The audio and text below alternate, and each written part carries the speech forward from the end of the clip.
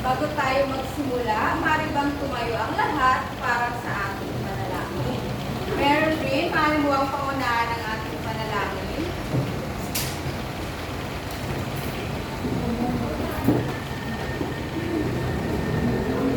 In the name of the Father, the Son, and the Holy Spirit, Amen. Ayan, thank you na. Bago kayo umupo, maaari bang magpulot ng mga kalat at pakiayos ng mga upuan? Ayan, maaari na kayong maupo mga bata. Good morning, grade 7, Hufflepuff. Good morning, teacher! Kamusta kayo ngayong araw? Okay lang po. Ayan, natutuwa si teacher dahil kayo ay okay ngayong araw. Ngayon naman, para sa ating attendance, ay sasabihin nyo lamang ang inyong mga paboritong ulam kapag tinawag ni teacher ang inyong mga pangalan. Maricel, Adobo po, teacher. Grace, Apretana po, teacher. ayan, masaya si teacher dahil walang liban sa ating klase ngayong araw.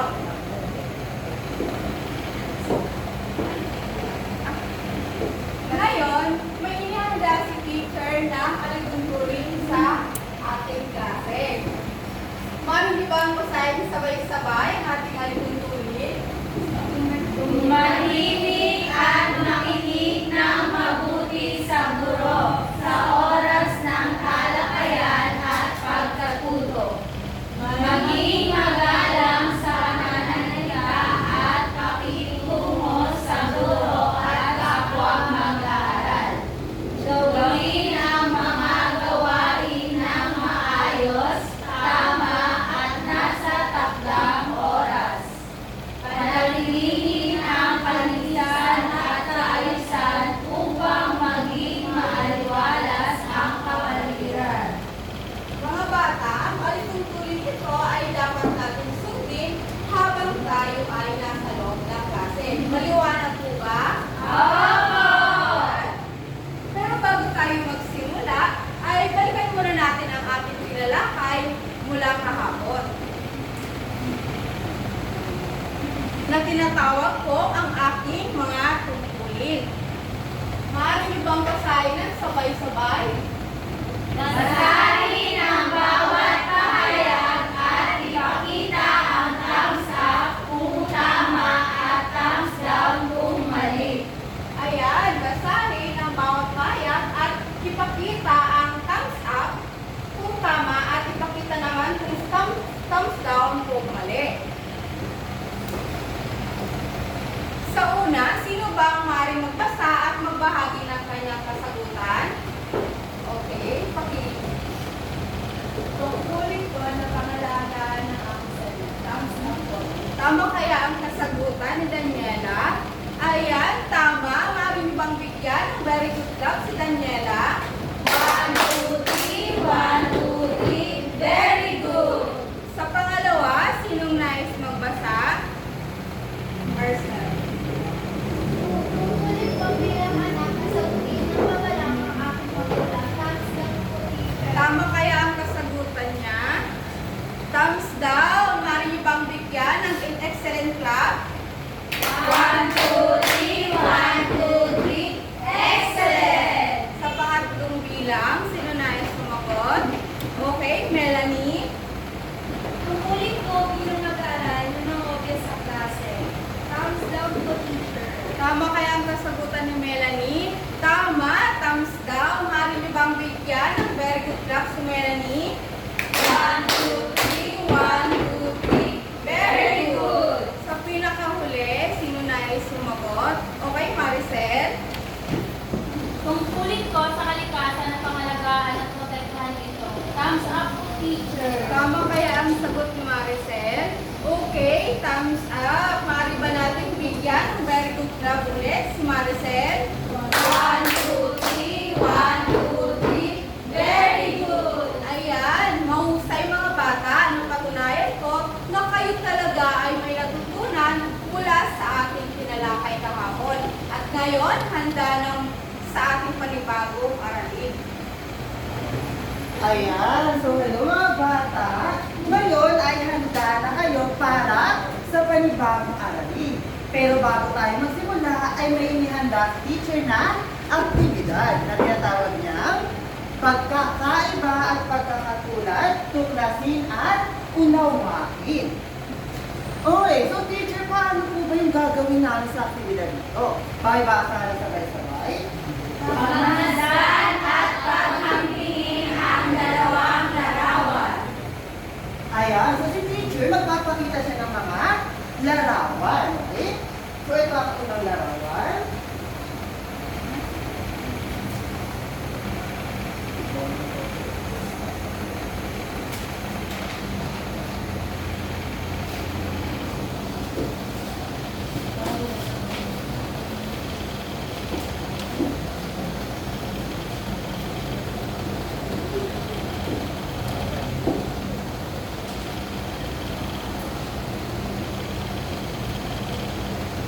Ayan, so kung inyong makikita, meron si teacher dito na mga larawan. Okay, so ang kailangan nyo gawin ay tignan nyo muna ang mga larawan at bibigyan kayo ni teacher ng ilang minuto upang pagmasdan at paghambingin ang mga larawan. Okay? O sige, tignan niyo ako ninyo. Ayan. So ngayon, natignan nyo na po ba ang mga larawan? Opo! Ayan. So ngayon, sagutin naman po natin ang mga katanungan. So sabi dito, itala ang pagkakaiba ng dalawang larawang ay pinapakita ayon sa kanilang kakayahan. Ano kaya yung mga pagkakaiba ng dalawang larawan? O sige natin. Yung tao na marunong magbasa ng bawal tumingin o yung aso na hinahay. Sabay pa rin. Okay, no? So tama po. Yung tao po ay marunong siyang magbasa kung ano yung nakasulat. Samantalang yung hayop o yung aso, hindi niya alam kung ano ang ibig sabihin o hindi niya nababasa yung nakasulat na bawal tumingin. Ito, mahusay. Pangalawa, okay, batay sa katangian ng hayop at tao, sa anong aspeto sila magkatulad at bakit? Bakit po kayo sila, Rachel? Teacher, magkatulad po sila kasi pareho silang mag-ingay, kumakain at may pangangailangan ng katawan. Pareho rin sila buhay na nilalang. Okay, mahusay, no? So, ang dalawang ito, ang tao at ang hayop ay pareho dahil sila ay buhay at may pangangailangan. Kaya nilang kumain, umihi at nakakaramdam din sila, no? So, tama. Okay, tatlong tanong. Okay, pangatlo, paano kaya hambing ang hayop at tao bilang nilikha? Paano kaya ang tingnan, Daniela? Teacher, pareho po sila nilikha ng Diyos at mayroon. Pero yung tao po mag-isip, kaya mas nakakasip ng tama at mali. Yung hayop po. Okay, mahusay, no? Ang tao at ang hayop ay parehong nilikha ng Diyos. At ang pagkakaiba nga lang, ang tao ay may isip, kaya ito ay nakakaangat or mas lamang sa hayop. Mahusay, okay? Sa panghuli nga, sa iyong puro-puro, paano nakakahigit ang tao sa hayop? Paano kaya? O sige nga, Maricel.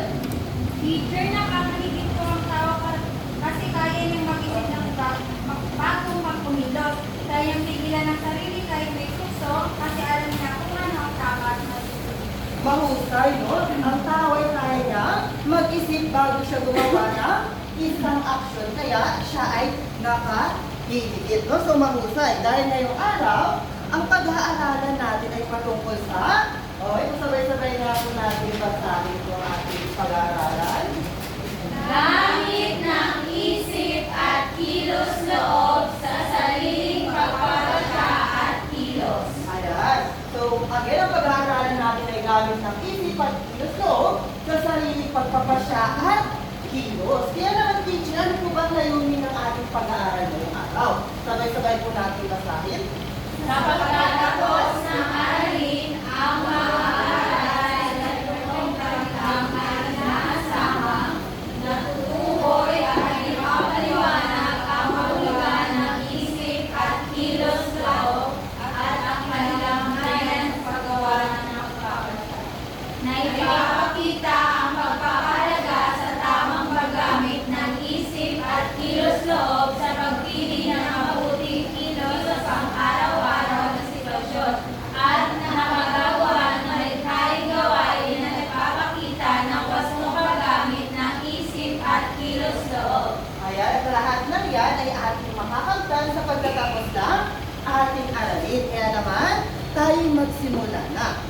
Okay, sino ang maaari magbasa kung bakit nga ba natatangi ang tao sa lahat ng nilikha? Sino ang maaari magbasa? Sige nga, Mika. May tatlong uri ng may buhay, halaman, hayop, tao. Sumunod mo na. Ang halaman ay nabubuhay at lumalang. Ang hayop naman ay may tandama at nakakagalaw. Ngunit ang tao ay may kakaibang kakayahan, meron siyang isip at kilos noon. Dahil dito siya ay sinatangin sa lahat ng Ayun, so salamat. Yung ulitas ng uri na nabubuhay. halaman, hayop, tao. Okay, so sabi dito, ang halaman daw ay nabubuhay at lumalaki. Samantalang hayop naman daw po ay nakakaramdam or nakakadama at nakakagalaw. Pero, ang tao naman daw ay may kakaibang kakayahan dahil ito daw ay merong Isip at kilos noon. okay, siya ay may isip daw po at meron siyang kilos loob, kaya siya ay natatanggi sa lahat ng nilikha. Ngayon, teacher, ano nga ba yung isip at kilos loob? Okay, simulan muna natin sa kung ano nga ba ang isip. Sino maaaring magbasa? Sige nga, Mary Grace. Ang isip ay ang kakayahan ng tao na mag-isip, umunawa at mangasilan. Sa pamamagitan nito, nalalaman natin kung ano ang tama at mali o kung ano ang totoo. Halimbawa, kapag may exam at alam mo kanilang mga biyahe, ang isip mo ang magsasabi ng kanilang. Ayan, so salamat lang. So sabi dito, ang isip daw po ay yung kakayahan natin mga tao na mag-isip or umunawa. Okay? For example nga po dito, di ba? Kapag may exam daw po tayo, alam daw natin na mali yun. Sino daw ang nagsasabi nito? Ang ating isip. Okay. At sa mga magitan nito, syempre, nalalaman natin kung tama or mali yung ating gagawin. Sa tingin nyo, kapag namugit tayo sa exam, tama ba ito o mali? Mali. At ang nasasabi na na yung ating isip. Ayan. So, mahusay.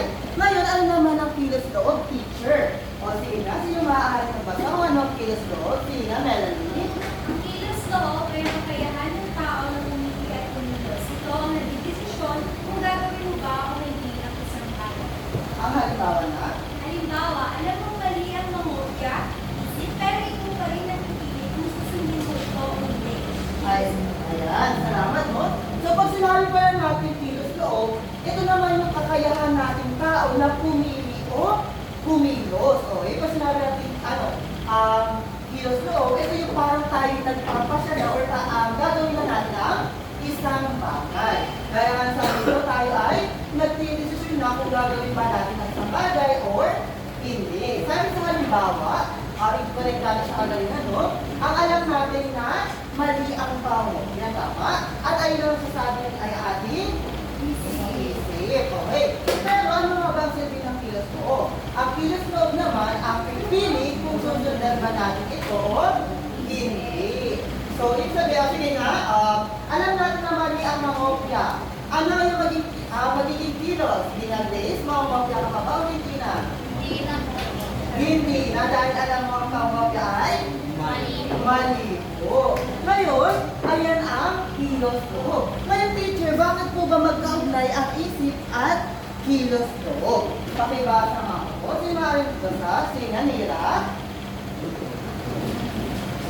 So, kaya kilos loob, ang isip ang bibigay ng kaalaman kung ano ang tama. Ang kilos loob, pumipili kung ano ang gagawin. Ayan, salamat lang, no?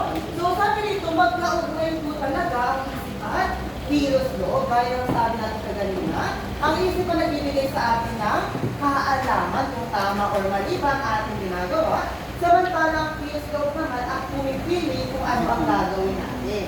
Or kung ano yung i-take ng decision and action. Next. Okay, pamilya. Sino po makakabasa? Sige nga, Yaki. Kaya mahalaga na magkakas sa pagkatawa ng isip. Basta lang ay posibilidad na tanggalin ang kaya dapat gamitin ang isip upang malaman ang katotohanan, gamitin ang kilos loob upang piliin mo. Ayan, salamat lang po.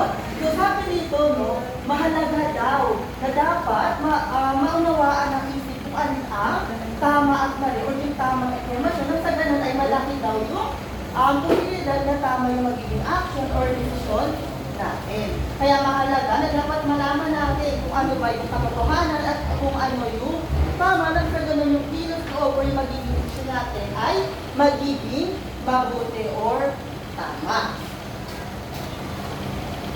Okay, ngayon, paano naman natin mapaglilinaw or makakasa pa ang ating isip at kilos loob? Magsimula muna tayo sa isip. Okay? Sino maaari magbasa? O sige na, Rachel.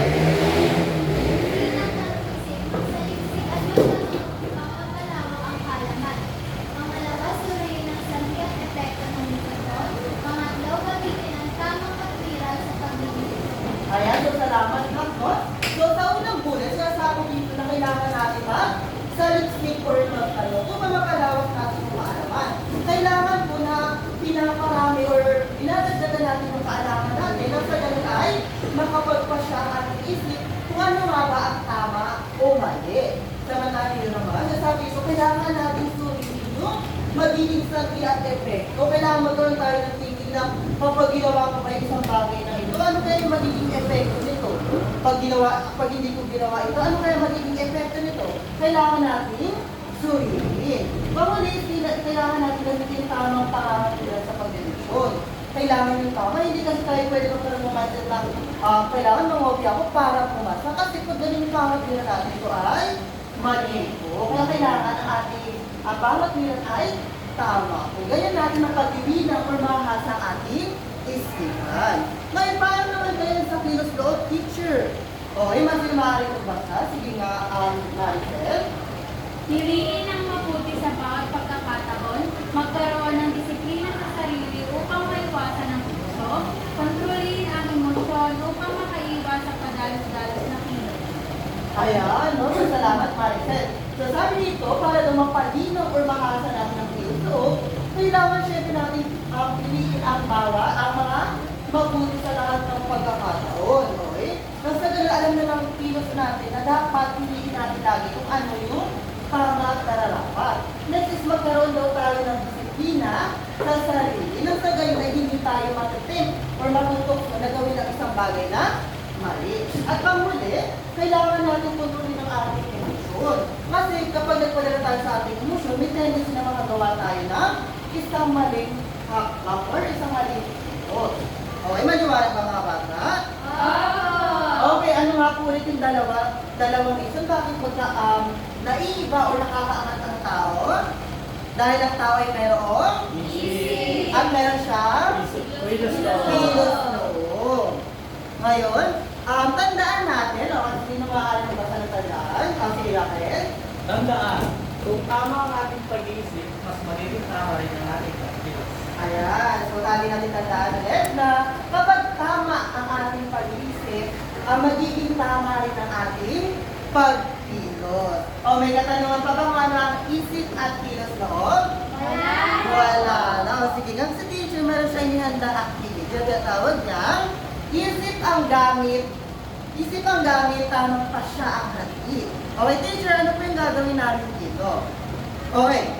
So, si teacher, magpapakita siya ng mga scenario or mga pahayag at kailangan at sasabihin niyo lamang kung happy face kung ito ay tama at sad face kung ito ay mali. Okay, simulan na natin. Okay, sino ba sumagot? Sige na, Mary Grace. Pinili ni Isabel na pagpatuloy ang kanyang pag-aaral sa kanila na kanilang kahirapan sa buhay. Sad face or happy face? Happy face. So, itignan nga natin. Okay, happy face. Tama si Mary Lynn. Pangalawa. O, sige nga, Rachel. Pinapasa ni Robin sa iba ang natatanggap ng pagpalit na mensahe sa cellphone na tungkol sa nangyayari, banggaan ng sasakyan. Happy face. Happy face ba? Tignan nga natin. Tama, happy face. O, pangatlo. Sinong gusto sumagot? Sige nga, Mary Grace. Inuna-unang pinapagod ni Ate Jack ang mga pangangailangan sa paaralan sa ating galing. Happy face po. Okay, tignan nga natin kung happy face. Tama, no? So, happy face. Okay, pang-apat. Sige nga, Ken. Ginawa ni Mark ang cellphone ng natin upang i-edit at nang may pambili ng gamot ang mga tingnan nga natin kung sad face ba ang ginawa ni Mark. Tama, sad face. Okay, panghuli. Number 5, o sige nga, Nera. Nakopya si Bino sa utang magkakagulo sa ito kung matulungan ng sarili na makapagdala din ng magkakagulo dyan ng iba ang sa starting. Sad face. Mali bang ginawa ni Venus? Opo, no? So, sad face. Tama. Ngayon, alam na ni teacher na meron na kayong idea or naunawaan niyo na ba ang ating tinalakay. Kaya naman, ang makakantay na sa aktibidad na tinatawag pa ng teacher na isip ay gamitin, kilos ay piliin. So teacher, ano naman po yung gagawin namin this time, okay? Makibasa po ng pagdato. Unahan ang padlang ng tamang sagot upang mabuo ang pangusap. Ayan, so si teacher, kung magpapakita siya ng isang pangusap na merong mga blanco at kailangan niyang sabihin kung ano yung word na magtutugtog doon upang mabuo ang pangusap or ang idea, okay? Okay, sabay-sabay muna natin itong basahin. Ay natatangin Ay siya ay maisip at lang ang nagsasabi kung ano ang tama at ang lang ang pumipili kung ano ang gagawin. Okay, so ngayon kasi bawal tayo magsulat kaya kailangan ka lamang sabihin, okay? Okay, naman tayo teacher. Ang tao daw po ay natatangi dahil siya ay may, okay, number 1 na lang. O sige nga, yakin siya ay may. Okay, may isip at ang ikalawa naman, sino po? Sige nga, may isip at Kilos lang po. okay, ang tao ay natatangi dahil siya ay may isip at kilos loob. Okay, pangalawa, ang black ay okay, okay nga, Rachel. Okay, ang isip ang nagsasabi kung ano ang tama at ang black ay ano to?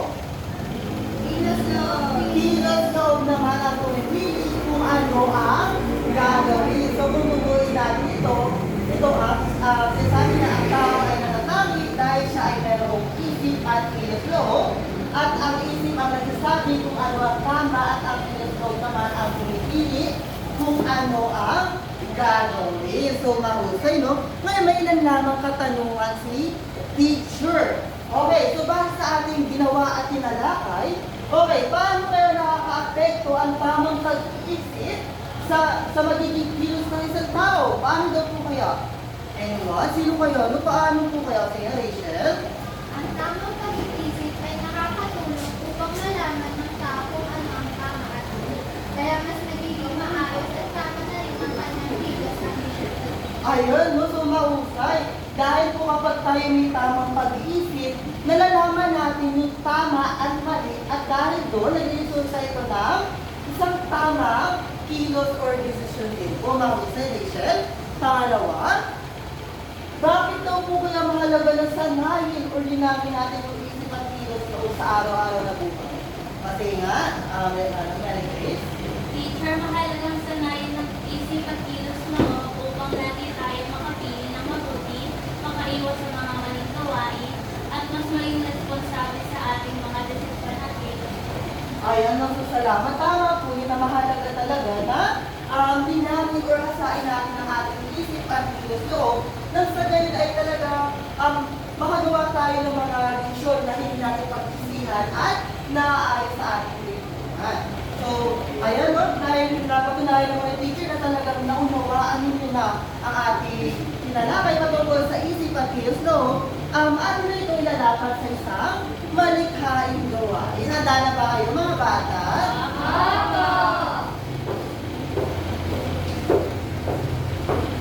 Ayan, para sa inyong susunod na gawain, ito ay ang isip ang gabay, kilos ang tagumpay. Para sa gawain na ito, pakibasa nga po ang Panginoon, sabay-sabay.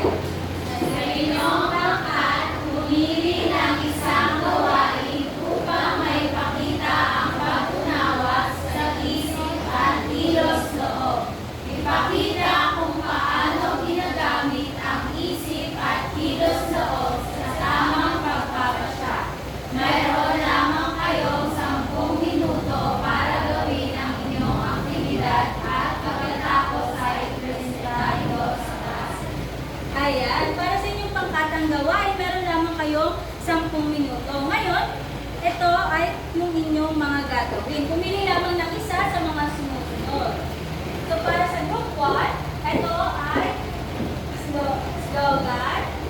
role play, poster making, at situational analysis. Ngayon ay maaari na. Pero bago ang lahat, meron pala tayong pamantayan sa pagmarka ng inyong pangkatang gawain. Para sa pamantayan, pakibasa mo ako, sabay-sabay.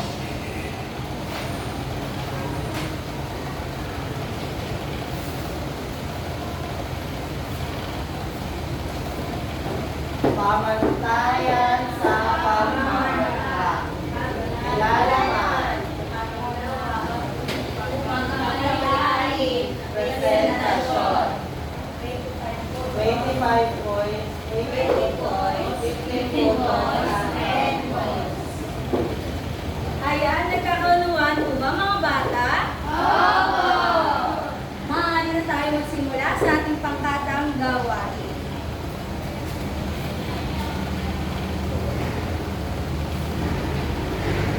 Tapos na po ba? Ayan, mahusay. Para sa pangkat una, maaari ninyo na pong i-presenta ang inyong gawain. Teacher, sa group 1 po, slogan po yung ginawa po namin. Nilagay po namin is, gamit ang isip at kilos loob, lamang landas ang aabot. Wow, mahusay. Bigyan nga po natin ng pasabog clap ang group 1. 1, 2, 3, 1, 2, 3. Ay, pasabog. Ayan. Para naman po sa group 2, sino po ang nais magpresenta?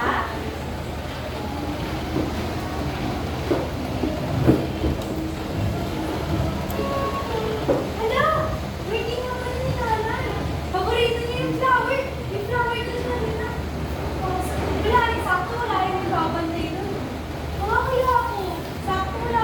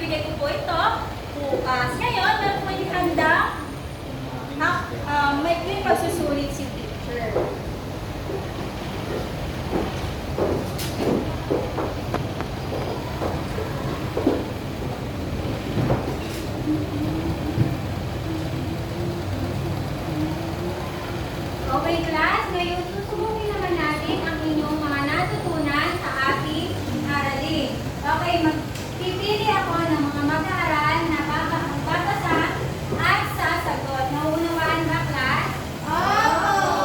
Okay, makinig po ng mabuti dahil mamaya ay pwede kong tawagin ang maingay. Okay, bago yan, pakibasa ng ating panuto. Basahin at unawain ang mga sumusunod na tanong o pahayag. Piliin ang wastong hitik ng tamang sagot. Okay, naunawaan po ba ang panuto? Opo! Okay, sino ang gustong sumagot sa una? Sige nga, Rachel. Sa kanyang nagmula ang katotohanan at katulihan. Letter C po, Tinitel. Okay, sige nga, tingnan natin kung letter C talaga ang tamang sagot. Okay, very good. Bigyan natin si Rachel, Ana. Very good clap. 1, 2, 3, 1, 2, 3. Very good. Okay, sa pangalawang katanungan, sino ang gustong sumagot? Sige nga, Aya.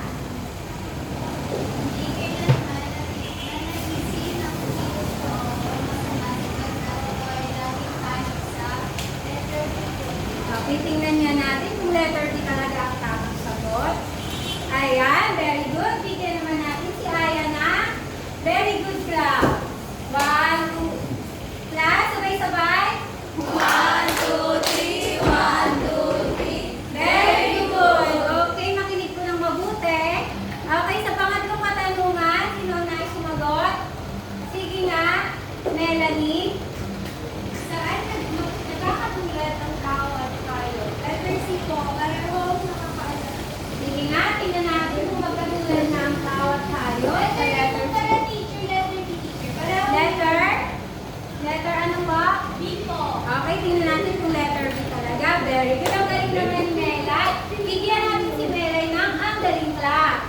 1, 2, 3. 1, 2, 3. Ang galing. Okay, sa pang-apat na tanong, sino ang gusto sumagot? Sige nga, Mary Grace. Ano ang nagpapahigit sa tao sa ibang nilalang? Letter C po, siya may isip at Okay, tingnan nga natin kung letter C talaga. Ayan, letter C nga. Bigyan natin si Mary Grace ng excellent clap. 1, 2, 3. 1, 2, 3. Excellent! Okay, at sa panghuling katanungan, sige nga, Ken. 5. Alin sa mga sumusunod na tumutukoy sa kapangyarihan ng tao na pumili o siya isang katamaran ng labi? A po, different. Okay, tingnan nga natin kung isip talaga ang sagot. Ay, D. Ayan, okay. Better luck next time, Ken. Okay, ang sagot po, ang tamang sagot po sa number 5 is kilos loob. Okay. Okay, ngayon, tingnan natin kung ilan ang inyong mga nakuha. Sino ang nakakuha ng 5? Ayan, marami. Ng 4. Ayan. Ng 3. May nakakuha pa ba ng 3? Ng 2. 1. Ayan. Natutuwa si teacher at napatunayan ko na marami kayong natutunan sa ating tinalakay ngayong araw. At ngayon, dahil nasukat na natin ang inyong mga nalalaman, dumako naman tayo sa inyong gawain na tinatawag ko langgas ng mabuting pagpili. Okay, pakibasa ng class ng sabay-sabay ang tanong ko. Sa inyong journal,